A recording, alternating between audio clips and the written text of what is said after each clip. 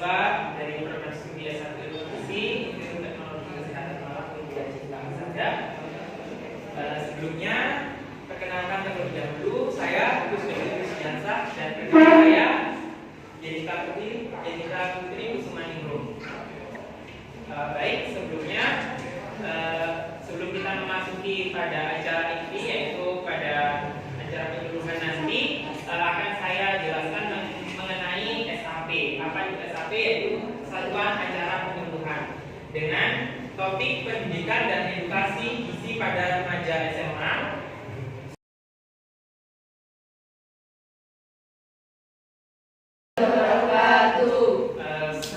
Semangat siang semua. Siap. Yang semangat lagi dong. Siap. Semangat siang semuanya. Siap. Baik, pada kesempatan kali ini saya dan rekan saya akan menyampaikan sebuah penyuluhan sekaligus edukasi gizi terkait dengan pencegahan stunting balita pada calon pengantin.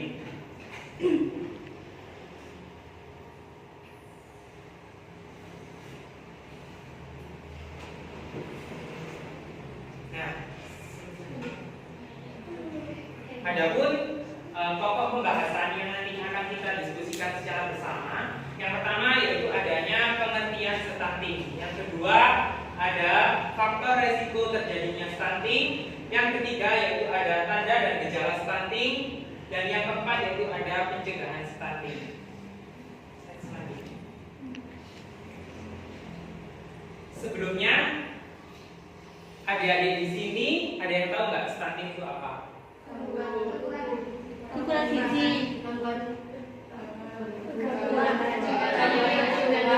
Apa? Stunting itu apa?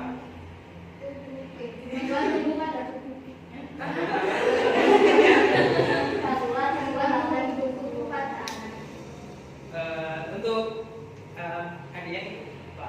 Stunting itu apa? Yang lain ada yang tahu nggak itu apa stunting?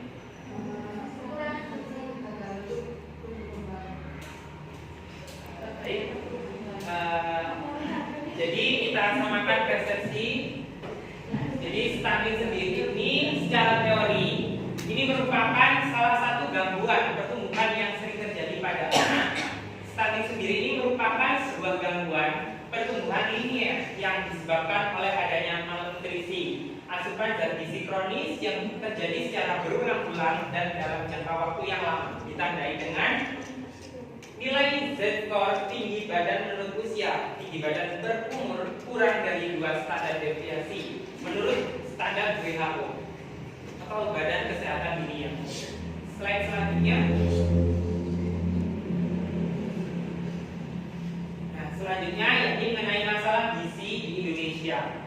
Ada yang tahu nggak masalah gizi yang dihadapi di Indonesia sekarang ini yang lagi gencar-gencarnya itu apa? Ya, mungkin yang lain. Nah, berikut ini merupakan gambar dari masalah gizi atau yang disebut dengan triple burden malnutrition. Jadi, masalah gizi yang disebut triple burden malnutrition ini selain dihadapi di negara Indonesia, tapi masalah gizi ini juga dihadapi di negara berkembang. Salah satunya juga India, kemudian Malaysia. Kemudian masalah gizi yang terjadi di Indonesia itu yang menempati posisi tertinggi, yaitu masalah gizi stunting, di mana pada usia 13 sampai 15 tahun itu sekitar 25,7%. Kemudian pada usia 16 sampai 18 tahun, pada usia kalian ini prevalensinya 26,9%. Kemudian diikuti dengan obesitas dan juga wasting.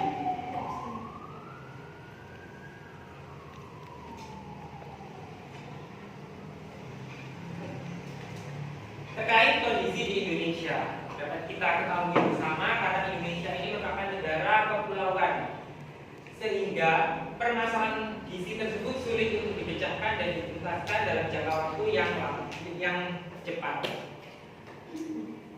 Karena antara kepulauan yang satu dengan kepulauan yang lainnya tentu akan akan berbeda antara bahan makanan pangan lokalnya, kemudian tingkat sosial dan budayanya juga itu akan berbeda.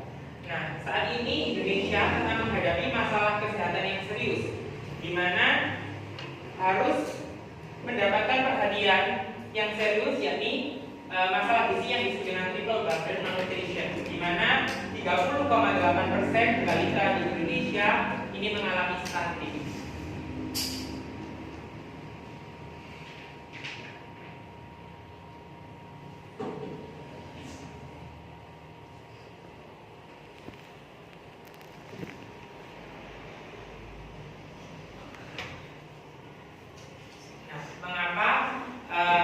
Penyuluhan ini kami berikan kepada adik-adik semua, yaitu salah satunya itu merupakan remaja yang merupakan remaja akhir.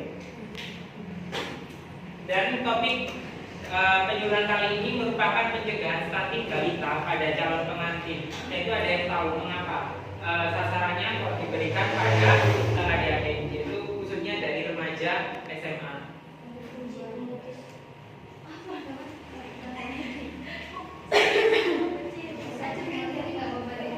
Jadi nggak apa-apa kalau mau jawab, tinggal angkat tangan, terus nggak apa-apa salah nanti bisa diluruskan. Iya. Kemudian karena pernikahan dini itu bisa menyebabkan stunting atau gimana?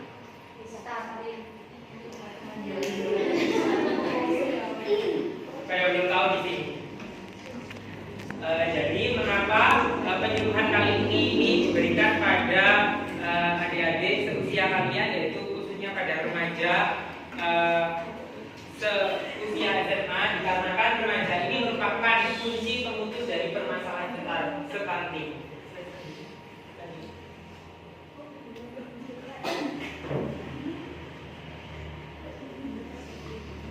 Nah, karena apa? Karena stunting ini merupakan sebuah masalah gizi yang ditentukan oleh kualitas hidup sebelumnya. Bila mana kualitas hidup sebelumnya itu dia memiliki status gizi yang normal, kemudian kesehatan yang baik, pastinya dia dan anaknya nanti itu tidak akan mengalami stunting. Nah, maka dari itu perlu sebuah pencegahan berawal dari dini, khususnya dari calon pengantin, yaitu dari kalian semua. Selanjutnya mengenai faktor resiko stunting. Yang pertama, mengapa anak itu dapat mengalami stunting? Yang pertama yaitu karena adanya pernikahan dini dan usia pertama kali kehamilan. Jadi pernikahan dini dan usia pertama kali hamil ini akan menyebabkan stunting karena apa? Karena pada usia kalian ini merupakan usia remaja, yang dimana pada usia remaja tersebut masih membutuhkan sebuah asupan zat gizi untuk pertumbuhan dan perkembangan kalian. Nah, bila mana di usia kalian yang masih remaja ini sudah nikah kemudian hamil, nah asupan zat gizi itu akan terbagi menjadi dua dan tidak fokus pada ibunya atau tidak fokus pada kalian. Dia akan asupan zat gizi tersebut akan terbagi menjadi dua, yaitu untuk anak kalian dan untuk kalian. Nah, kemudian kesehatan mental ibu. Hal ini mengapa? Karena kekurangan gizi pada ibu dan ibu yang mengalami anemia, khususnya pada putri ya, karena kalian akan mengalami menstruasi, kemudian muntah. Nah, untuk menghindari muntah tersebut, tablet darah tersebut seharusnya kalian minum ketika mau tidur. Nah, selanjutnya ada jarak kehamilan dan ASI non eksklusif. Mengapa? Bila mana kalian nanti akan menjadi seorang ibu, untuk kita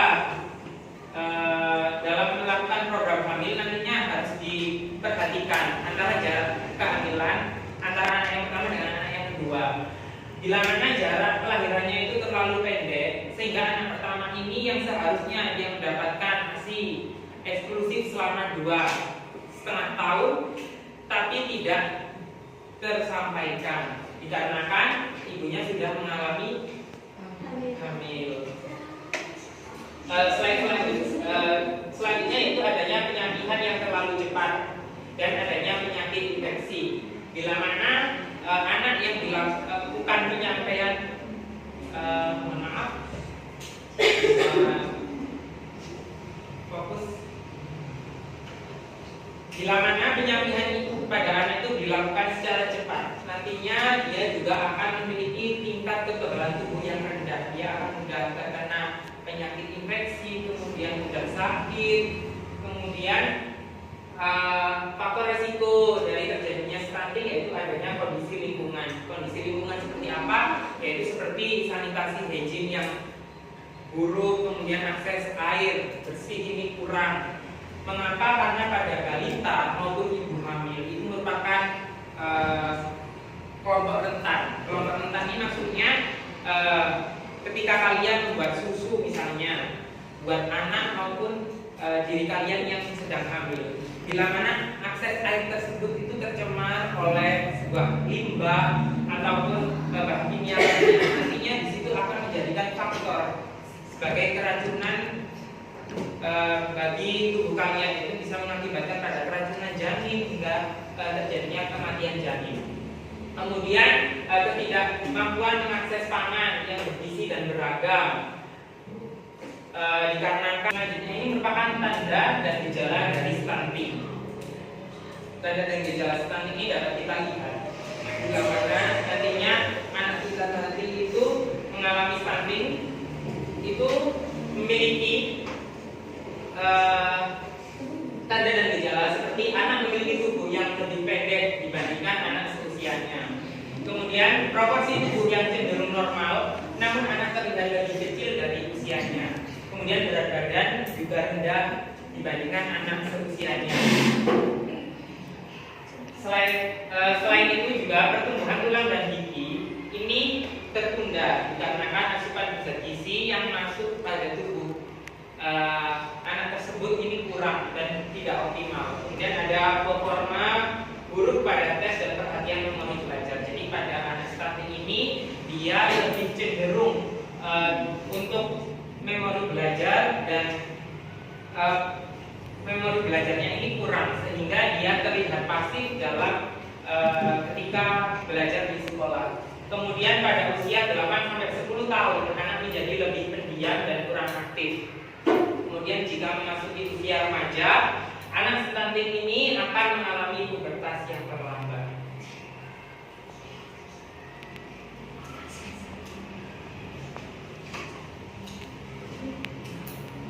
Baik, untuk selanjutnya mengenai pencegahan stunting, di sini akan dijelaskan oleh rekan saya Yanita Putri Kusmanurung. Jadi mohon perhatiannya kepada Yanita, saya persilakan.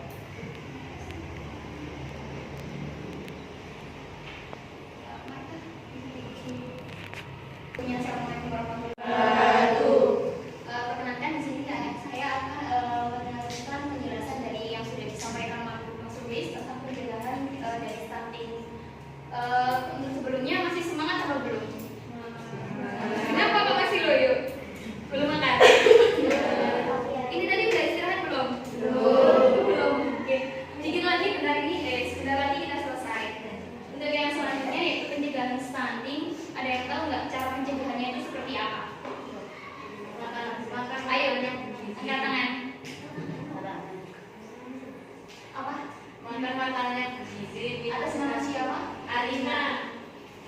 Tadi apa?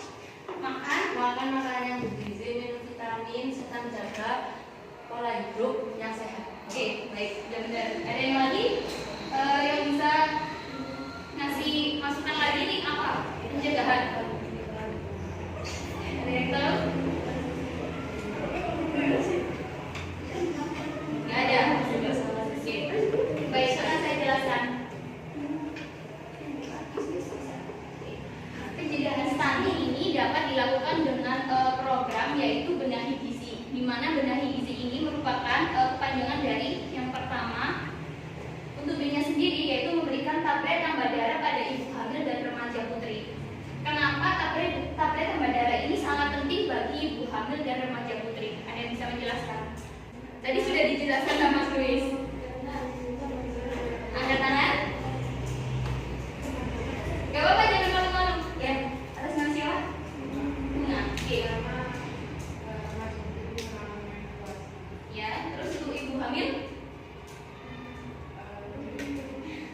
Ada yang bisa menambahkan?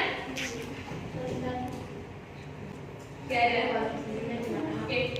Saya jelaskan ya kenapa tablet tambah darah ini sangat penting untuk ibu hamil dan remaja putri, karena pada ibu hamil sendiri tablet tambah darah ini dapat mencegah terjadinya BBLR atau berat badan paling rendah pada bayi. Kemudian untuk remaja putri sendiri tadi dijelaskan sama Mas Luis, karena remaja putri kan kita sama cewek kan pasti mengalami menstruasi setiap bulan. Apabila kita tidak mengonsumsi tablet tambah darah, otomatis asupan yang masuk sama yang keluar waktu menstruasi itu nggak imbang gitu loh. Makanya kenapa kadang remaja kan mengalami anemia seperti itu. Selanjutnya, untuk yang E yaitu edukasi gizi keluarga melalui pemberdayaan kearifan pangan lokal.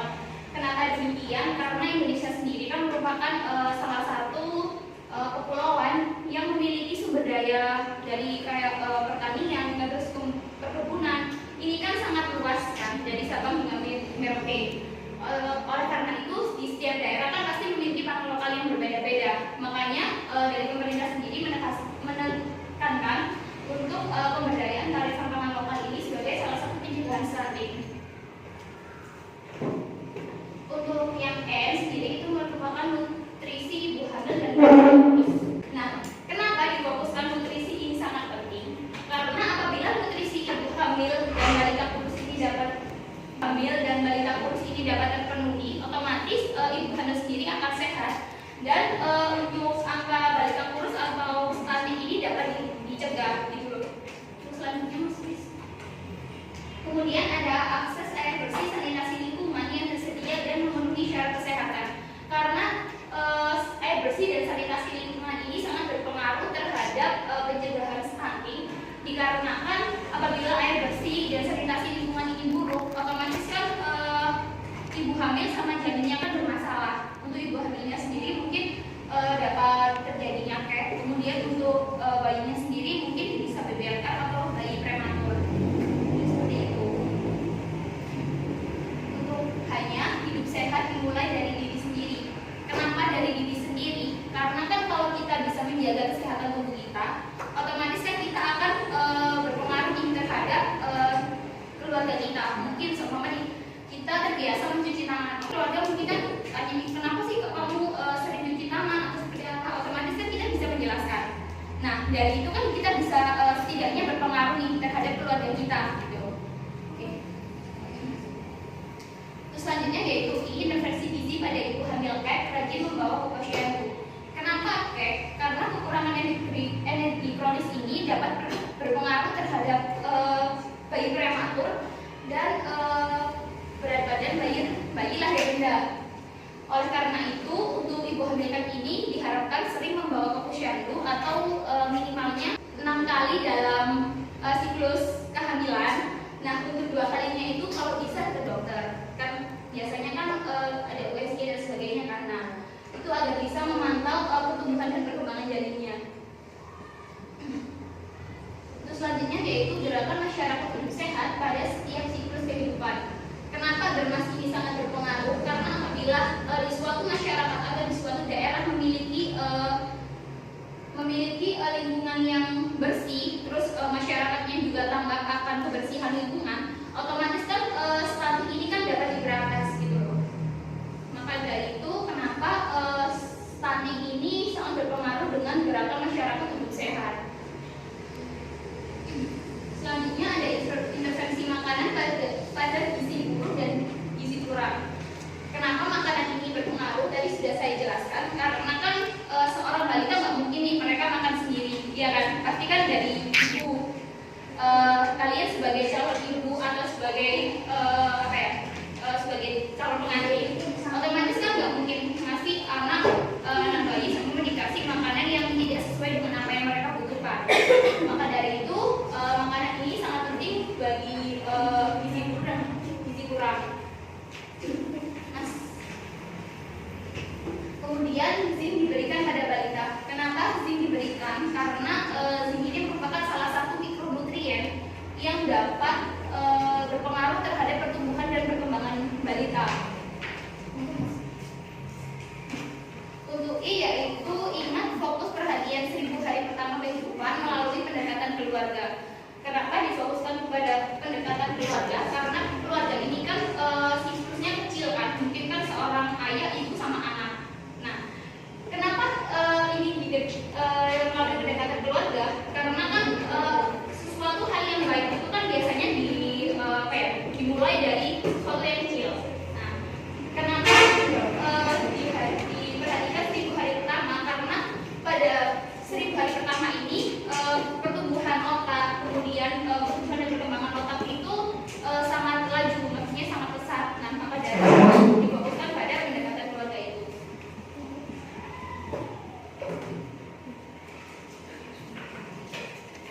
Untuk selanjutnya, ada yang tahu nggak bagaimana cara memenuhi asupan gizi seimbang?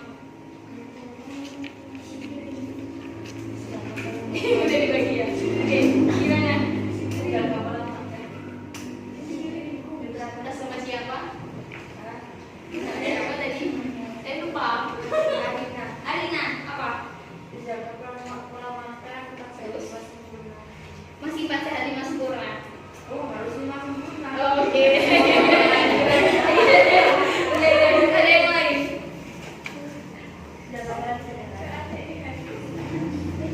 Ada yang lain? Nggak ada? Oke, baik. Misalnya tadi sama adik siapa Arina ya? Tadi dijelaskan kan menjaga pola makan 4 sehat 5 sempurna. Nah, itu slogan itu tuh dulu. Untuk slogan sekarang atau slogan yang baru yaitu isi piringku. Nah, di mana pada isi piringku ini 50% terdapat makanan pokok dan lauk pauk, kemudian itu 50% terdapat sayuran dan buah-buahan. Untuk makanan pokok sendiri itu sepertiga, dan untuk sayuran sepertiga, untuk lauk pauk dan buah-buahan 1/6.